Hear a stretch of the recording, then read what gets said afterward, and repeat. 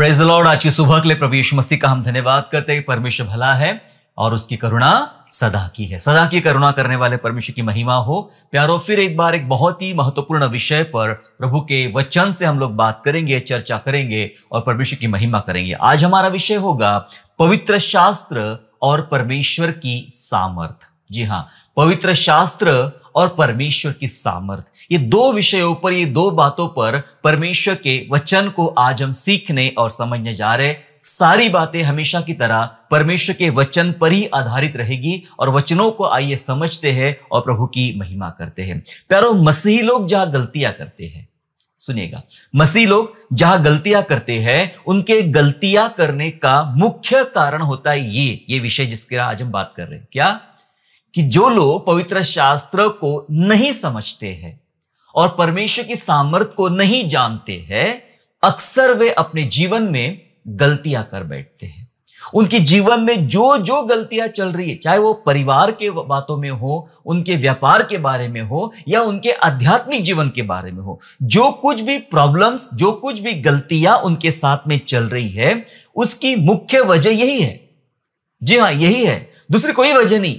हो सकता है दूसरी अलग अलग वजहों को आप जिम्मेदार ठहराते हैं कि नहीं, ऐसा हुआ था इसलिए ऐसा हो रहा है, वो इसके कारण हुआ, उसके कारण हुआ, किसी के भी कारण नहीं हुआ। यदि वो अपने जीवन में कुछ गलतियों का अनुभव कर रहा है, गलत हो रहा है, तो पहला कारण है कि वो परमेश्वर के पवित्र शास्त्र को नहीं जानता है और परमेश्वर की सामर्थ को नहीं जानता है। ऐसा मैं क्यों कह रहा हूं, ये पूरे संदेश को समझने के बाद आपको इसका जवाब मिलेगा। इसलिए मेरे प्यारो, ये जानना हमें है कि पवित्र शास्त्र क्या है और परमेश्वर की सामर्थ को क्या है। प्यारो, परमेश्वर की सामर्थ और पवित्र शास्त्र को न जानना हमें परमेश्वर से दूर रखता है, परमेश्वर से वंचित करता है। ये कह दो कि परमेश्वर के आशीषों से भी हमें दूर रख देता है। कौन सी वो बात है? किन बातों के कारण हम परमेश्वर से और परमेश्वर के आशीषों से वंचित हो जाते हैं? यही वो कारण है कि जब हम परमेश्वर की सामर्थ को नहीं जानते हैं और जब हम पवित्र शास्त्र को नहीं जानते हैं। शायद हमारे लिए हो सकता है पवित्र शास्त्र एक बाइबल है, एक धर्म ग्रंथ है और बस उसे अभ्यास करना होता है, चर्च में ले जाना होता है, फिर हमारे धर्मगुरु जो कुछ भी हमें समझाते हैं वो सीखना होता है। आप अगर उसको एक धर्म पुस्तक के तरह ही मानते हो तो बहुत ज्यादा कुछ आपको नहीं मिल पाएगा। लेकिन बाइबल बताती है कि ये जीवन बदलने वाली पुस्तक है, ये जीवन की रोटी है। इसमें जीवन जीने का मार्ग समझाया है, जीवन जीने की कला समझाई है। जीवन क्या है, मृत्यु क्या है, ये तमाम बातों का जवाब ये बाइबल में है। तो बाइबल हमारे लिए मात्र एक धर्म पुस्तक नहीं रही, बाइबल सब कुछ है हमारे लिए। बाइबल है तो हमारे जीवन में एक रूपरेखा है और यदि बाइबल नहीं है तो कुछ भी नहीं है। इसलिए मैंने कहा कि जब हम परमेश्वर की सामर्थ को नहीं पहचानते हैं और परमेश्वर के पवित्र शास्त्र को नहीं जानते हैं तो परमेश्वर से हम लोग दूर रहते हैं, उसके आशीषों से हम लोग दूर होते हैं। कभी कभी ऐसा होता है कि हम अधूरी बातें जानते हैं। जी हां, कुछ ऐसा भी कुछ जीवन होता है जहां वे लोग अधूरी बातें जानते हैं। कुछ 1, 2, 3, 4 बातें जो महत्व की होते हैं वो जान लेते हैं और जब वो 1, 2, 3, 4 बातें जानने के बाद जब वे आगे बढ़ते हैं तो उनका और ही तरह का विश्वास डेवलप होता है। ऐसा नहीं कि वे परमेश्वर को नहीं जानेंगे या मानेंगे, मानेंगे जरूर, पर कुछ और तरह का विश्वास उनका डेवलप हो जाता है। और तरह का, कभी कभी ऐसा होता है कि 10 में से अगर हमें 3 बातें पता है तो हम 3 बातों पर अपनी एक राय ठहरा लेते हैं, एक अपना विश्वास बना लेते हैं और हम उसको इतने उस विश्वास पे अड़ जाते हैं कि जो कुछ है वो 3 है। आपको 10 में से 3 पता था, आपको अभी 7 और पता नहीं है। और जिस घड़ी वो 7 पता चल जाएगा तब आपको यह पता चल जाएगा कि मैं 3 बातों को लेकर जो अड़ रहा था मैं कितना गलत था।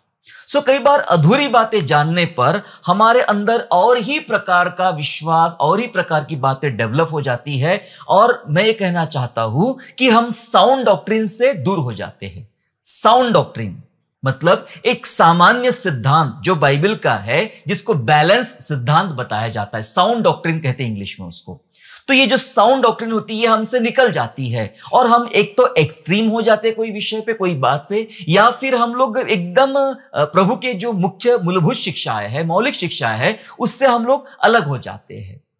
कैसे होते हैं, कुछ उदाहरणों के साथ, बाइबल के कुछ विषयों के साथ समझने का प्रयास करेंगे। मत्ती का सुसमाचार अध्याय 22 में मेरे साथ चलेंगे आप लोग, जहां पर एक विशेष घटना हुई थी। मत्ती का सुसमाचार 22वां अध्याय और वर्ष 23 से लेकर 30 तक पढ़ेंगे, 23 से लेकर 30 तक। दरअसल यहां पे ऐसा हुआ था कि जब आप जानते हैं कि जब शिक्षाएं बढ़ रही थी, बाइबल के जानकार बढ़ रहे थे, तो धीरे धीरे अलग अलग कल्ट बनना शुरू हो गए थे, जैसे कि सदुकी, फरीसी, अलग अलग टाइप के ऐसे पंथ अलग बनना शुरू हो गए थे। जब कलीसिया भी आगे बढ़ी, तब भी लोगों ने धीरे से अपना पंथ बनाने की कोशिश किया। कोई कहता था कि मैं पतरस का चर्च का मेंबर हूं, कोई कहता मैं अपोलोस का चर्च का मेंबर हूं, कोई कहता मैं पौलुस का, तो कोई कहता मैं यीशु का। सो ऐसे धीरे धीरे अलग अलग पंथ, अलग अलग कल्ट बन रहे थे। तो यहां पर यहूदियों का एक कल्ट था, एक पंथ था जो सदुकी थे। अब इसका यह मतलब है कि वे बाइबल को जानते थे, वो बाइबल को समझते थे। जैसे मैंने कहा, अधूरा विश्वास, अधूरी बातें या एक तरफा बातें हमें जब पता चल जाती है, हम क्या गलतियां करते। तो ये सदुकी क्या गलती कर रहे थे, और वे कुछ बातों को लेकर, कुछ धार्मिक प्रश्नों को लेकर प्रभु यीशु मसीह के पास आए और उससे चर्चा करने लगे। तब प्रभु यीशु मसीह ने कुछ बातें उनसे कही। पढ़ेंगे हम लोग मत्ती का सुसमाचार 22वां अध्याय 23 से लेकर 30 वचन तक हम लोग पढ़ेंगे। क्या लिखा है, उसी दिन सदुकी जो कहते हैं कि मरे हुओं का पुनरुत्थान है ही नहीं, उसके पास आए और उससे पूछा कि हे गुरु, मूसा ने कहा था कि यदि कोई बिना संतान मर जाए तो उसका भाई उसकी पत्नी को ब्याह करके अपने भाई के लिए वंश उत्पन्न करे। अब हमारे यहां 7 भाई थे। पहला ब्याह करके मर गया और संतान न होने के कारण अपनी पत्नी को अपने भाई के लिए छोड़ गया। इसी प्रकार दूसरे और तीसरे ने भी किया और 7 तक यही हुआ। 7 के बाद वह स्त्री भी मर गई। सो जी उठने पर वह उन 7 में से किसकी पत्नी होगी, क्योंकि वह सबकी पत्नी हो चुकी थी। सुनिएगा ध्यान से अभी 29 वचन। यीशु ने उन्हें उत्तर दिया कि तुम पवित्र शास्त्र और परमेश्वर की सामर्थ नहीं जानते, इस कारण भूल में पड़े हो, क्योंकि जी उठने पर ब्याह शादी न होगी, परंतु वे स्वर्ग में परमेश्वर के दूतों की नाई होंगे। हालेलुया। हम क्या सीख रहे हैं, हम सीख रहे हैं पवित्र शास्त्र और परमेश्वर की सामर्थ। जी हां, सदुकी है, ये बाइबल को जानते थे। अब कितना जानते थे मुझे नहीं पता, एक तरफा उनका विश्वास था, क्योंकि वो क्या विश्वास करते थे और क्या विश्वास नहीं करते थे, उनके कुछ सिद्धांत थे। पर एक सिद्धांत को लेकर यहां पे लड़ाई चल रही है। सिद्धांत यह है कि सदुकी नहीं मानते थे कि कभी मुर्दे जी उठते हैं, नहीं उठेंगे। और प्रभु यीशु मसीह यही शिक्षा देते थे कि मैं जी उठूंगा और अंत के समय में भी विश्वासी जिलाए जाएंगे। तो जब जिलाए जाएंगे तो उन्होंने एक धार्मिक प्रश्न फंसाया मूसा की व्यवस्था को लेकर कि भाई एक स्त्री ऐसा था, फिर वो किसकी पत्नी होगी। यीशु ने वही बात समझाई जो आज हम सीख रहे हैं कि तुम परमेश्वर को नहीं जानते हो, परमेश्वर की सामर्थ को नहीं जानते हो, तुम पवित्र शास्त्र को नहीं समझते हो, इसलिए तुम्हारे अंदर यह बहुत बड़ी भूल है, तुम्हारे अंदर बहुत बड़ी समस्या है, तुम गलत कर रहे हो, तुम गलत चल रहे हो। तुम्हें पता ही नहीं है कि स्वर्ग में इंसान जैसे हम नहीं रहेंगे, स्वर्ग में शादी ब्याह नहीं होगी, वहां तो स्वर्गदूतों के समान होंगे। और स्वर्गदूतों की शादियां नहीं होती। स्वर्गदूत ना तो वे पुरुष होते हैं, ना तो वे स्त्री होते हैं, है ना, वो स्वर्गदूत होते हैं, ऐसा वचन कहता है। वहां कोई शादी ब्याह रिश्ते नाते कुछ नहीं चलने वाले वहां पे। प्रभु यीशु मसीह कह रहे हैं कि तुम पवित्र शास्त्र को नहीं जानते हो और परमेश्वर की सामर्थ को नहीं जानते हो। प्यारो, इनकी जो डॉक्ट्रिन है वो साउंड डॉक्ट्रिन नहीं है सदुकियों की, ठीक है। इनका विश्वास साउंड डॉक्ट्रिन नहीं है, एक सामान्य विश्वास है, बैलेंस स्टडी या बैलेंस विश्वास इनका नहीं है, ये कुछ और है। मैं यही कहना चाह रहा हूं कि जब हम अधूरी बातें जानते हैं, अधूरा ज्ञान हमारे पास होता है, तो हम और ही तरह का हमारा विश्वास डेवलप हो जाता है। इस कारण हमारे मसीही समाज में बहुत बड़ी समस्याएं हैं। कुछ लोग कहते हैं कि ये सही है, कुछ लोग कहते हैं वो सही है, कुछ लोग कहते हैं ऐसा मनाना सही है, कुछ लोग कहते हैं ऐसा मनाना सही नहीं है। सब अपने अपने विचार रखते हैं, अपनी अपनी बातें रखते हैं। पता है क्यों? क्योंकि वे पवित्र शास्त्र को नहीं जानते हैं और परमेश्वर की सामर्थ को नहीं जानते। इसलिए प्यारो, आज हमें ये समझना है और आज हमें जानना है कि क्या होता है पवित्र शास्त्र। आप पवित्र शास्त्र को समझते क्या हो? हमारे लिए पवित्र शास्त्र का मतलब क्या होता है? पवित्र शास्त्र सिर्फ एक धर्मशास्त्र नहीं है। 66 पुस्तकों का संग्रह हमारे लिए क्या मायने रखता है, यह हमें आज समझना और जानना हमारे लिए बहुत ज्यादा जरूरी है। जब चेलों ने पवित्र शास्त्र और परमेश्वर की सामर्थ को चेले नहीं जानते थे, तब उनके साथ क्या हुआ? वे दुखी हो गए और वे कमजोर हो गए। मैं उनकी बात कर रहा हूं जिन्होंने दुनिया हिला दिया। लेकिन कब यह समझना बहुत जरूरी है। अब मैं जिस मुद्दे पर बात कर रहा हूं, जो बात मैं समझा रहा हूं, यह बात समझने जैसी हमारे लिए। यहां पर इस घटना में ये चेले दुखी है, निराश है, परेशान है, कमजोर महसूस कर रहे अपने आप को हर बात में। वजह क्या है? वजह यह है कि वे पवित्र शास्त्र और परमेश्वर की सामर्थ को अभी तक नहीं समझे हैं। चेले को बात कर रहा हूं मैं। आप में से कितने ऐसे लोग हो सकते हैं, कितनी बाइबल जानते हैं, कितना विश्वास करते हैं और कितने परमेश्वर की सामर्थ का आपको अनुभव मिला है, मुझे नहीं पता। लेकिन क्या आपके लाइफ में ऐसी सिचुएशन आती है जहां आप कमजोरी फेस करते हो, दुखों को महसूस करते हो, परेशानियों को, निंदाओं को, चिंताओं को फेस करते हो अपने आध्यात्मिक जीवन में और अपने भौतिक जीवन में? उसका कारण है, मैंने पहली लाइन में बताया कि जब हम कुछ गलतियां करते हैं, जहां हम लोग परमेश्वर से दूर हो जाते हैं, उसकी वजह यह हो जाती है, एक तो हम पवित्र शास्त्र को नहीं समझ पा रहे हैं, या तो हम परमेश्वर की सामर्थ को नहीं समझ पा रहे। जी हां, मैं बात उस समय की कर रहा हूं जब प्रभु यीशु मसीह मुर्दों में से जी उठे थे। कब्र खाली थी। कुछ बहनें, कुछ महिलाएं कब्र पर गई और देखती कब्र खुली पड़ी हुई है, और वे दौड़ कर आई चेलों के पास में। अरे तुम जानते हो, उसकी लोथ को, उसकी लाश को लोगों ने चुरा लिया है, वहां तो कुछ है ही नहीं, वहां तो कपड़े रखे। वो निराश हो गए, वे परेशान हो गए, हैरान होकर दौड़े कब्र की तरफ में। ऐसा कैसे हो सकता है? पतरस था उसमें और एक चेला था, वो भी दौड़े देखने के लिए, और उन्होंने देखा सच में कब्र खाली है। कब्र में कपड़ा रखा हुआ, जो अंगोछा बांधा हुआ था सिर पे, वो रखा हुआ है और कुछ नहीं है। पता है प्रॉब्लम क्या थी? क्यों इतने निराश हो गए, क्यों इतने कमजोर हो गए, क्यों इतने परेशान हो गए? देखिए वचन क्या कहता है। यूहन्ना का सुसमाचार अध्याय 20 और वचन 9, 20 के 9 में ऐसा लिखा गया है, वे तो अब तक पवित्र शास्त्र की वह बात न समझते थे कि उसे मरे हुओं में से जी उठना होगा। यस, क्या नहीं जानते थे वे अब तक? अरे भाई, हमारा प्रभु यीशु मसीह क्रूस पे चढ़ाया गया, मार खाया, सब हुआ, ये हुआ, कब्र में डाल दिया गया, कब्र आज खाली है। इतने परेशान हो गए वे लोग, परेशान हो गए, चिंतित हो गए, अपने आप को आत्मिक रूप से कमजोर महसूस कर रहे थे। वजह क्या है? लिखा है, वे अब तक नहीं जानते थे, पवित्र शास्त्र की वो बात नहीं समझते थे। कौन सी बात? कि उसका मरना और उसका जी उठना अत्यंत जरूरी है। चेले नहीं समझते थे, और जब तक वे नहीं समझते थे, मैं आपको बताना चाहता हूं, वे आत्मिक रूप से बहुत कमजोर है, बहुत निर्बल है अभी, इसलिए परेशान है, दुखी हो रहे। बाद में नहीं हुए। कब नहीं हुए मैं आपको बताना चाहता हूं, क्योंकि ये तो वो लोग हैं जिन्होंने दुनिया को हिला दिया, पूरे संसार में सुसमाचार को फैला दिया, लेकिन तब वे निराश और दुखी जब वे पवित्र शास्त्र और परमेश्वर की सामर्थ को नहीं समझ पा रहे। प्यारो, जब हमारे जीवन में हम कभी कभी ऐसे हालातों से, उन परिस्थितियों में आके खड़े हो जाते हैं जहां हमारे लिए बहुत मुश्किल दिखाई पड़ती है, और मुश्किलें, कठिनाई, आपके पीछे का रीजन बताना चाहता आपको मैं, क्या कारण है। जब पहले बोल चुका आपको मैं कि हम पवित्र शास्त्र को अभी नहीं समझते हैं, अभी हम समझे नहीं। अभी जैसा हमें जानना था, जैसा हमने समझना था, जैसा उसका प्रकाशन मिलना था, अभी मिला नहीं, इसलिए हम ऐसे कमजोर हैं। और प्रभु क्या कर सकता है, उसकी सामर्थ क्या है, शायद इस बात को हम लोग नहीं जान पा रहे थे, और शायद इस बात को हम लोग नहीं समझ पा रहे थे। लेकिन ये चेलों के साथ में हुआ। पर अगला पड़ाव क्या आता है? अगले पड़ाव में हम देखते हैं कि जब पवित्र शास्त्र के प्रति उनकी समझ खुल गई, इन चेलों की पवित्र शास्त्र के प्रति समझ खुल जाती है, तब उनका शोक शक्ति में बदल जाता है। Praise the Lord, hallelujah. क्या आप समझ रहे मैं जो समझाना चाह रहा हूं?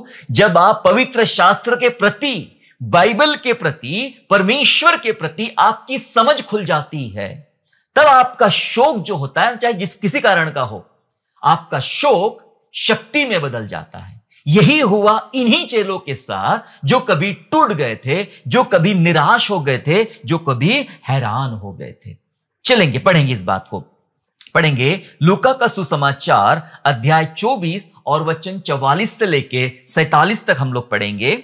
Gospel of Luke chapter 24 and verse 44 to 47। फिर उसने उनसे कहा, ये मेरी वे बातें हैं जो मैंने तुम्हारे साथ रहते हुए तुमसे कही थी कि अवश्य है कि जितनी बातें मूसा की व्यवस्था और भविष्यवक्ताओं और भजनों की पुस्तकों में मेरे विषय में लिखी है सब पूरी हो। तब उसने पवित्र शास्त्र बूझने के लिए उनकी समझ खोल दी। हालेलुया, उनकी समझ खोल दी। आगे लिखा है, और उनसे कहा, यो लिखा है कि मसीह दुख उठाएगा और तीसरे दिन मरे हुए में से जी उठेगा और यरूशलेम से लेकर सब जातियों में मन फिराव का और पापों की क्षमा का प्रचार उसी के नाम से किया जाएगा। हालेलुया, वचन सिखा रहा है। क्या हो रहा है यहां पे? अभी कुछ समय पहले ये लोग परेशान थे, चिंतित थे, दुखी थे कि ये हमारे प्रभु की लाश को कौन उठाकर लेकर गया, अब क्या होगा हमारा, ये वो बहुत सारी परेशानी उनको थी। जी हां, परेशान थे। लेकिन यहां हमने पढ़ा कि प्रभु के वचन में लिखा है, फिर प्रभु ने कहा ये जो बातें लिखी थी इसका पूरा होना जरूरी है। मूसा की पुस्तक में क्या लिखा था, भजनों में क्या लिखा था, व्यवस्था में क्या लिखा था, पूरा होना जरूरी है। और ये बात पढ़ तो बहुत समय से रहते हैं वो लोग, लेकिन अब लिखा है वचन में कि तब उसने पवित्र शास्त्र बूझने के लिए उनकी समझ खोल दी। हालेलुया, ये परमेश्वर के हाथ में होता है। जब परमेश्वर जब चाहता है अपने भेद अपने लोगों पर खोल देता है, अपने भेद अपने लोगों पर प्रकट कर देता है। और जब ये भेद प्रकट हो गया, अरे हां, व्यवस्था में तो मूसा की पुस्तक में तो ऐसा ही लिखा गया था, भजन में दाऊद ने ऐसा ही लिखा था, देखो ये बात आज इतने समय के बाद पूरी हो गई। ये बूझने के लिए उनकी समझ खुल गई। मेरे प्यारो, जब आज संसार के लोग परमेश्वर को नहीं समझ पा रहे, परमेश्वर की बातों को नहीं समझ पा रहे, उसकी वजह यह है अब उनकी समझ खुली नहीं है बाइबिल को जानने के लिए, बाइबिल को समझने के लिए उनकी समझ नहीं खुली है। जब बाइबिल समझने के लिए, बाइबिल जानने के लिए आपकी समझ खुल जाती है तो आप पर परमेश्वर अपने भेद प्रकट करता है। और जब भेद प्रकट हो जाते हैं तो वो जो शोक होता है ना, ये जो शोक था इन चेलों को, ये शोक शक्ति में बदल गया। क्योंकि लिखा है, क्योंकि अब मसीह दुख उठाएगा और जरूरी कि उसी के नाम से पूरे यरूशलेम में, पूरे जातियों में पापों की क्षमा का प्रचार उसी के नाम से किया जाएगा। ये उनको शक्ति मिल रही थी यहां से। हालेलुया, जब प्रकाशन मिला, जब ज्ञान खुला, जब वे बूझने लग गए, जब समझ खुल गई, तब वो जो शोक उनके अंदर आया था वो धीरे धीरे शक्ति में बदलने गया। और ये वो स्थान था जहां उनको शक्ति मिली। उसके बाद पवित्र आत्मा का अभिषेक हम देखते हैं चेलों के ऊपर में, और उसके बाद सेवकाइयों की शुरुआत देखते हैं। एक प्रचार किया जाता है और उस प्रचार में 3000 लोग बपतिस्मा ले लेते हैं। हालेलुया, ऐसे कितनी बार हुआ, वो चलते रहे, कलीसिया बढ़ती गई और परमेश्वर का राज्य बढ़ता रहा, शोक शक्ति में बदल गया। वजह यह थी कि जब उनकी समझ खुल गई। हालेलुया, प्यारो, आप में से कितने ऐसे लोग हैं जो आप अपनी समझ को बंद देखते हो, पढ़ते तो हो, समझ में नहीं आ रहा है, पढ़ा बहुत बार है, बहुत सारे लोग पढ़ने में बहुत इंटरेस्टेड, एक दिन में 10, 15, 20 अध्याय पढ़ लेते हैं, पर क्या पढ़ा कुछ समझ में नहीं आता।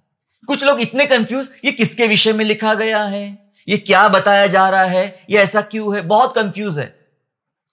कंफ्यूज कोई रहेगा नहीं अगर वो पवित्र आत्मा की मदद मांगेगा पढ़ने से पहले, अगर वो पवित्र आत्मा पर निर्भर रहेगा जानने से पहले।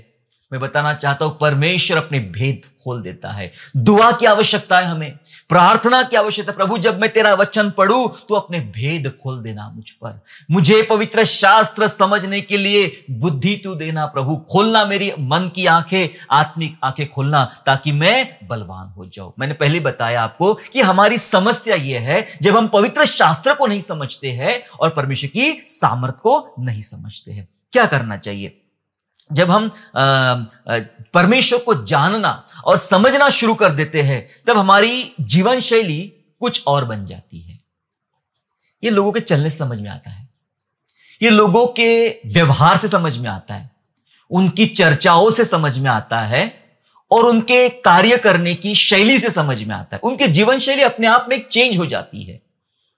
लोग कहते हैं कि जब से आप चर्च गए हो आप बदले बदले से लगते हो। मैं बता दूं, चर्च में कुछ नहीं होता है।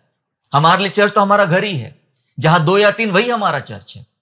हमारे लाइफ में जो जीवन शैली में बदलाव आता है वो बाइबल की वजह से, वो प्रभु यीशु मसीह की सामर्थ की वजह से आता है। जब जैसे जैसे हम उसको जानना शुरू कर देते हैं, जैसे जैसे हम उसको समझना शुरू कर देते हैं, हमारे निर्णय लेने के तरीके, हमारे चाल चलन के तरीके, हमारा जीवन जीने के तरीके अपने आप उनके अंदर बदलाव आना शुरू हो जाता है। ये वजह यह है क्योंकि हम अब परमेश्वर को जानना शुरू कर दिए हैं, हमने परमेश्वर को समझना शुरू कर दिया है। हालेलुया। एक पुराना गीत था जो इस प्रकार गाते थे कि जितना मैं तुझे चाहूं उतना करीब पाऊं, जितना मैं तुझे जानूं उतनी ही आशीष पाऊं।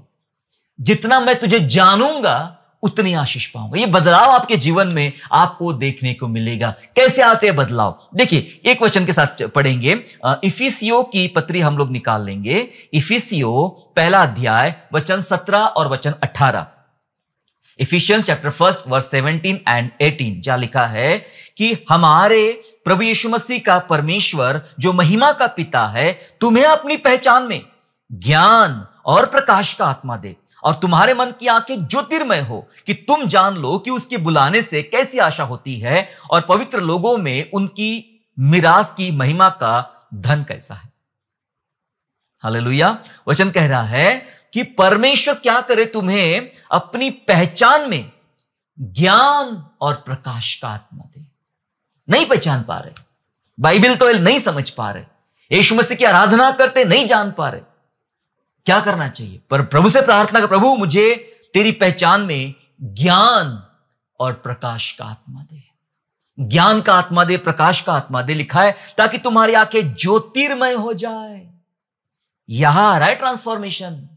तुम्हारी आंखें ज्योतिर्मय हो जाए और तुम जान लो कि उसके बुलाने से फिर कैसी आशा होती है, कैसी मिरास मिलती है। तुम जान लो। इसका मतलब जब हमारी आंखें ज्योतिर्मय होगी, जब हम प्रभु को जानेंगे, पवित्र शास्त्र को जानेंगे, उसकी सामर्थ को जानेंगे, बाइबल को समझेंगे, तब हमारी लाइफस्टाइल बदलेगी। देखो, नॉलेज लेना अलग बात है, नॉलेज से कुछ नहीं होता है। आपसे ज्यादा नॉलेज चर्च नहीं आने वालों का है, आपसे ज्यादा नॉलेज विरोधियों को है हमारे। जी हां, हमारे विरोध जो करने वाले लोग हैं उनको आपसे ज्यादा नॉलेज है। बाइबल में कितनी किताबें हैं, कितने लोगों ने लिखी है, कितने समय में लिखी है, कब लिखी है, बाइबल में कौन राजा था, कितने राजा थे, कितने नबी थे, ये नॉलेज है। नॉलेज से कुछ भी नहीं होता साहब, नॉलेज से कुछ नहीं होता, ज्ञान से कुछ नहीं होता, परिवर्तन से सब कुछ होता है। शब्द के पौलुस बार बार अपनी सेवा के बारे में बोलता है कि मेरी सेवा, मेरा वचन प्रचार शब्दों के अनुसार नहीं है, शब्दों के ज्ञान के अनुसार नहीं है, यह आत्मा के अनुसार है। आत्मा जरूरी है, परमेश्वर के साथ परिवर्तन होना जरूरी है। जब आपका जीवन बदलता है, जब आपका जीवन बदलता है तो उसका असर आपके व्यवहारिक जीवन में, आपके जीवन शैली में वैसे भी समझ में आ जाता है, वैसे समझ में आ जाता है। इसलिए बाइबल को ज्ञान से ज्यादा जरूरी है, बाइबल को ध्यान से लेना, अपने अंदर उतारना। वो भी बाइबल जानते थे, सदूकी जिन्होंने ये बोला कि वो स्त्री किसकी पत्नी कहलाएंगी, बाइबल तो वो भी जानते थे, बाइबल का नॉलेज उनको भी था, मूसा को वो भी जानते थे, लेकिन उनके जीवन में कोई परिवर्तन नहीं था। उनके जीवन में कोई ऐसी बात नहीं थी जिसके द्वारा उनका जीवन बदला हो और आत्मा की कोई बातें उनके अंदर हो। ज्ञान लेने से कुछ नहीं होता, परिवर्तन होना चाहिए। शास्त्री और फरीसियों के पास भी बहुत सारा ज्ञान था, लेकिन फिर भी प्रभु यीशु मसीह ने उनको डांटा, बहुत जगह उनको डांटा। प्यारो, जब हम जानना और समझना शुरू कर देते परमेश्वर को, हमारी जीवन शैली कुछ और बन जाती है, हमारा जीवन जीने का तरीका ही कुछ और बन जाता है। जब हमें वचन समझना, बाइबल समझना शुरू हो जाता है, तब हम समझते हैं कि परमेश्वर के काम करने के तरीके क्या है। तब तक समझ में नहीं आता, तभी क्या लगता है ऐसे कैसे हो सकता है। एक आदमी ने कहा था, एक बड़े धर्मगुरु ने ऐसा कहा था कि मैं कैसे मान लूं कि कोई तुम्हारा प्रभु सलीब पर मरता है और मैं पाप मैं करता हूं, शराब मैं पीता हूं, सिगरेट मैं पीता हूं और मेरी सजा उसको मिल जाती, मैं कैसे मान लूं। मैं बोला तुमको कभी समझ में भी नहीं आएगा ये वाली बात। तुम्हें कभी समझ में नहीं आएगी, क्योंकि तुम पवित्र शास्त्र को नहीं जानते हो और तुम परमेश्वर की सामर्थ को नहीं जानते हो। और जो जानेंगे उन्हें समझ में आएगा कि परमेश्वर के काम करने के तरीके क्या है। आपके लाइफ में पता है जो प्रॉब्लम्स चलते हैं कई बार, और आपको यह पता चलता नहीं कि कहां से प्रभु आएगा और कहां से एक बड़ा चमत्कार मेरे जीवन में हो सकता है, कहां से एक बदलाव आ सकता है, उसका काम करने का तरीका क्या है। यह तब समझ में आएगा आपको जब आप परमेश्वर को जानना और परमेश्वर को समझना आरंभ कर देते हो। हम जानते प्रभु अद्भुत तरीके से हमारे जीवन में काम करता है, उसका काम का तरीका एकदम अद्भुत है, एकदम अद्भुत। उसने कह दिया जा तेरे विश्वास के द्वारा तेरा सेवक चंगा हो गया। अद्भुत तरीका है प्रभु का काम करने का। उसने कहा जा शिलोह कुंड में धो ले, और धो दिया, देखने लग गया। अद्भुत तरीका है प्रभु काम करने का। यह तब समझ में आएगा जब आप पवित्र शास्त्र को समझे, ऐसा वो क्यों करता है, किस तरह से करता है, यह तब आपको समझ में आएगा। और जब हम उसको जानेंगे तब हम भय रहित विश्वास का जीवन जिएंगे, तब कोई डर नहीं होता। जब वचन आप जानते हो ना, मैं बताना चाहता आपको, जब आप वचन जानते हो आपको डर नहीं लगता संसार में, संसार की किसी बातों का डर नहीं लगता। जब आप परमेश्वर की सामर्थ को जान लेते हो, सामर्थ को आप स्वाद चख चुके होते हो, तब आपको संसार का अन्य किसी बात का डर नहीं लगता। आप भय रहित जीवन जीते क्योंकि आप परमेश्वर को जान गए हो। और परमेश्वर को नहीं समझने वाले जो लोग होते हैं उनकी आप सहायता करना लग जाते हो जब आप खुद जान लेते हो। यह हमें अपने आप आत्मा के द्वारा मिली गई सेवा है। आप भले बहुत बड़े पास्टर नहीं हैं, आप बहुत बड़े प्रचारक नहीं है, कोई फर्क नहीं पड़ता, आप एक साधारण विश्वासी, लेकिन आपने पवित्र शास्त्र को जान लिया है, आपने परमेश्वर की सामर्थ को समझ लिया है, तो प्रभु आपको यूज करेगा उनके लिए जो नहीं समझते हैं परमेश्वर को, उनको समझाने के लिए परमेश्वर यूज करेगा। यही हुआ था कंदाके की रानी का मंत्री जो कैशियर था, वो यात्रा कर रहा रथ में, और वहां परमेश्वर का एक सेवक है जिसका नाम फिलिपुस है।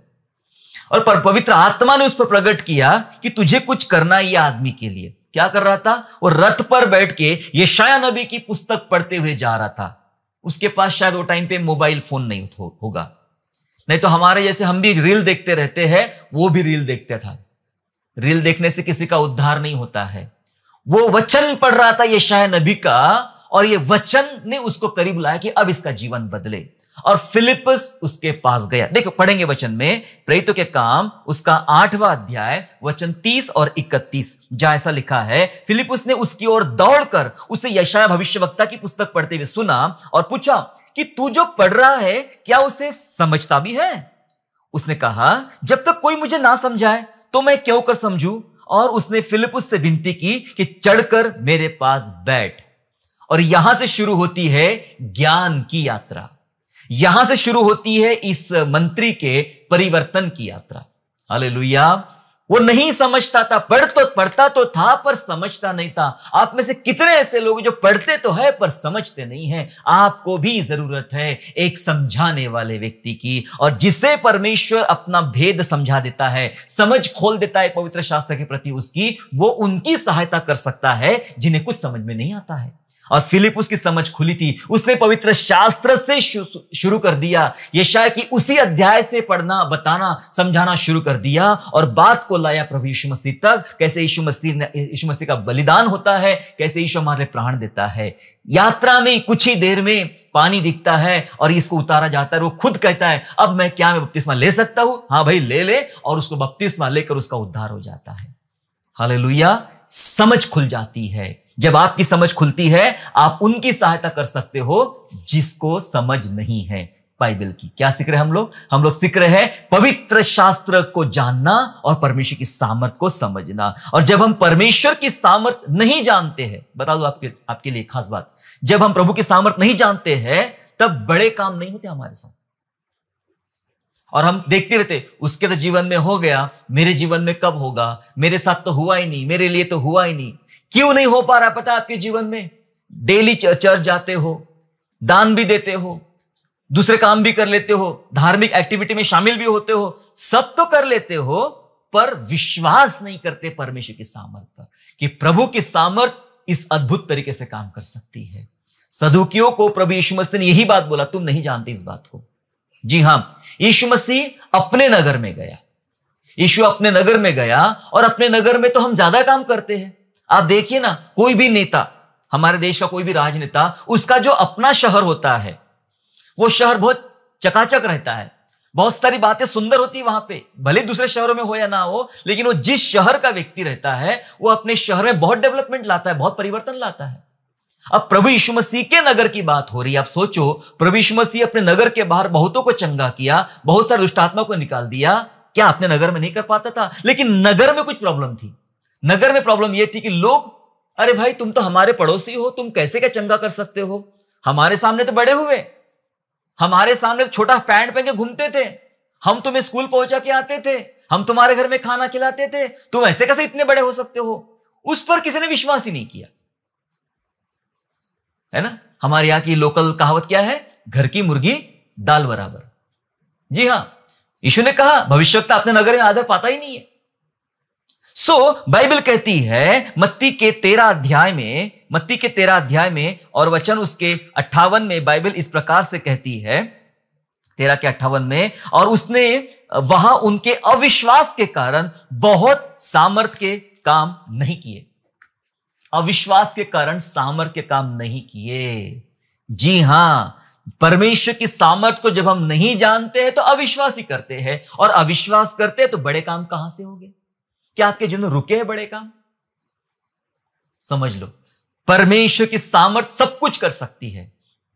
प्रभु बहुत सामर्थी है, बहुत सामर्थ्य काम अपने जीवन में कर सकता है। जान लो, कहीं ऐसा ना हो कि वो हमारे पास से चला जाए और हमारे पास जो सामर्थ्य काम होना जरूरी थे वो नहीं हो पा रहे। प्यारो, यीशु में सामर्थ्य, आखिरी बात बता खत्म करना चाहता हूं, यीशु में सामर्थ्य है, और ऐसी सामर्थ्य है जो विश्वासियों की आवश्यकता पूरी कर सकती है। ऐसी सामर्थ्य प्रभु यीशु मसीह में जो विश्वासियों की आवश्यकता पूरी कर सकता है। कई बार हम देखते हैं मोबाइल फोन जब उसकी बैटरी उतरना शुरू हो जाती है, लोग एक्स्ट्रा बैटरी कैरी करते हैं, पावर बैंक उसे कहते हैं, पावर बैंक कैरी करते हैं, उसके अंदर पावर है, वो लेकर चलो। जब ये मोबाइल की बैटरी डाउन हो जाए तो हम हमारे मोबाइल को पावर बैंक से अटैच कर देंगे। जहां लाइट नहीं मिलती है वह हम पावर बैंक से अटैच कर देते हैं, और पावर बैंक हमारे मोबाइल को पावर देती है। तो हमारे हाथ में मोबाइल तो है, लेकिन हमारे बैग में पावर बैंक भी हमने रखा हुआ है। टाइम आने पर हम पावर बैंक से कनेक्ट कर देंगे और हमारा मोबाइल चार्ज हो जाएगा। क्या आप जानते हो, आप विश्वासी हो, आपके अंदर परमेश्वर ने पवित्र आत्मा दिया है, आपके अंदर प्रभु के वचन दिया है, लेकिन जब आपको जरूरत पड़ेगी, सहायता चाहिए होगी, तो वो पावर बैंक के समान आपके बैग में है, जिसका नाम प्रभु यीशु मसीह है। वो पावर है, जब आपकी पावर घटना शुरू हो जाए, आओ उससे अटैच हो जाए, और वो पावर जब आपके साथ अटैच हो जाएगी, वो अपनी सामर्थ आपको देकर अपना काम करेगा। आप जानते हो ना क्या हुआ था जब वो स्त्री जिसको लहू बहने की बीमारी थी और यीशु के पीछे आई और यीशु के वस्त्र को छू लिया और चंगी हो गई, तो यीशु ने कुछ कहा था, जस्ट लाइक पावर बैंक। यीशु ने कुछ कहा था, क्या कहा था याद है आपको?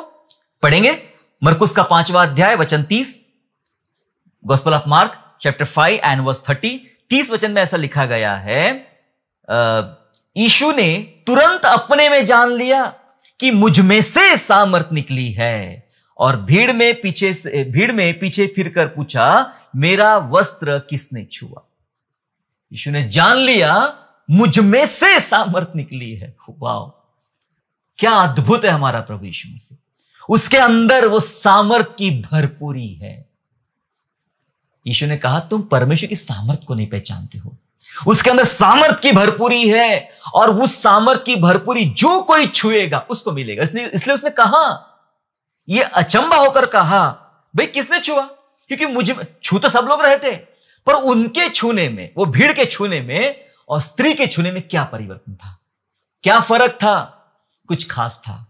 आज यीशु पे भीड़ तो बहुत टूट पड़ रही है, क्या आप वो है उस स्त्री के समान जो छुएंगे और उस सामर्थ को अपने अंदर आप ले लेंगे और आपके अंदर चमत्कार हो जाएगी? हालेलुया, यीशु में वो सामर्थ है। क्या आप जानते हो, ये सामर्थ को पहचान लो तो आप यीशु को संग लिए चलोगे, वो हमारी पावर बैंक है।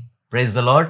यीशु को अपने संग लिए चलोगे। सिर्फ गीतों में नहीं, यीशु मेरे संग संग चलना, मैं यीशु के संग संग चलूंगा, ऐसे बहुत सारे गाने हैं, बहुत सारे गीत हम गाते। गीत गाने से नहीं होगा, क्या सच में यीशु आपके पास है, आपके साथ है? जब जरूरत पड़ने पर वो अपनी सामर्थ से आपको रिचार्ज कर देगा, भर देगा, सामर्थ पाओगे। यीशु में सामर्थ है। इसी बात को हमें जानना है, वो क्या अद्भुत सामर्थ है। बहुत अद्भुत सामर्थ जो दुनिया में परिवर्तन ला सकता है, आकाश में परिवर्तन ला सकता है, इस पृथ्वी में परिवर्तन ला सकता है, इस संसार की प्रत्येक बात में परिवर्तन ला सकता है। यह अद्भुत सामर्थ हमारे प्रभु यीशु मसीह में है, और यह अद्भुत सामर्थ परमेश्वर की पुस्तक पवित्र शास्त्र में है। हम इसे कैसा समझते हैं, हम इसे कैसा जानते हैं, इस पर निर्भर है हमारे जीवन के काम। आओ हम जानना शुरू कर दें। यीशु ने उन सदूकियों को बोला, तुम पवित्र शास्त्र को नहीं जानते हो, नहीं समझते हो, और परमेश्वर की सामर्थ को नहीं जानते, इस कारण तुम भूल में पड़े हुए हो। चलो हम जाने आज के बाद बाइबल को वैसा पढ़े जैसा परमेश्वर चाहता है। आज के बाद परमेश्वर को वैसा समझे जैसा वो चाहता है कि तुम मुझे ऐसा समझो। फिर देखो क्या क्या होता है। आप खुद गवाहियां दोगे परमेश्वर के भवन में प्रभु के लोगों को कि क्या प्रभु को जानने से, बाइबल को जानने से क्या बड़े काम मेरे जीवन में हुए हैं। परमेश्वर आपको आशीष दे। आइए मैं आपके लिए प्रार्थना करना चाहता हूं। प्रभु जी, आपका हम धन्यवाद करते पिता परमेश्वर, आपकी दया कृपा करुणा के लिए पिता जी। हमने जान लिया कि परमेश्वर का पवित्र शास्त्र बहुत अद्भुत है पिता राजा, उसकी बातें अद्भुत है प्रभु जी। जब उसका भेद खुलता है तो प्रभु जी हमारा शोक शक्ति में बदल जाता है। जब प्रभु भेद नहीं पता था तो चेले रोने बैठ गए, निराश हो गए, दुखी हो गए। हम भी वैसे होते प्रभु, लेकिन जब हम आपके भेदों को जान लेते हैं, पवित्र शास्त्र और प्रभु की सामर्थ को जान लेते हैं, हमारा शोक शक्ति में बदल जाता है पिता राजा, और हम वो लोग बन जाते जिसके द्वारा प्रभु की महिमा होती है। पिता हमारी आत्मिक आंखें खोल, आत्मिक समझ खोल, पवित्र शास्त्र के प्रति हमें समझने बूझने के लिए हमारी समझ खोल पिता परमेश्वर। पवित्र आत्मा परमेश्वर की सामर्थ को जानने के लिए प्रभु जी हम पर विशेष रहम कर यीशु राजा। अनुग्रह मांगते पिता राजा कि उस सामर्थ को हम महसूस करें, देखें और जाने, और उसके द्वारा आपकी महिमा हो सके। आज मेरे तमाम बहनें और भाई यहाँ बैठे पिता परमेश्वर, यदि पिता वे बाइबल को ढंग से नहीं जान पा रहे तो प्रभु पवित्र आत्मा आप उनकी मदद कीजिए। यदि पिता आपकी सामर्थ को नहीं समझ पा रहे हैं, आप मदद कीजिए यीशु राजा। आप ज्योतिर्मय आंखें खोलिए यीशु राजा उनकी। हम अनुग्रह मांगते पिता, ज्ञान और प्रकाश का आत्मा दे प्रभु आपको समझने के लिए। प्रभु हमारी सहायता करें। धन्यवाद स्तुति करते पिता, अब के बाद प्रभु जी हम जानेंगे, करीब पाएंगे प्रभु यीशु मसीह को और उसकी महिमा करेंगे। धन्यवाद करते हैं, नासरी यीशु के नाम से प्रार्थना मांगते हैं, आमीन। आशा करता हूँ आज के संदेश के द्वारा आपने आशीष प्राप्त किया है।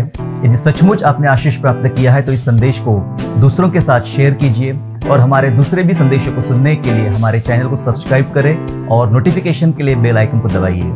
और हाँ, यीशु पर विश्वास करना ना छोड़े, वो आपको आशीषमय स्थानों की ओर आगे ले जाएगा। God bless you all.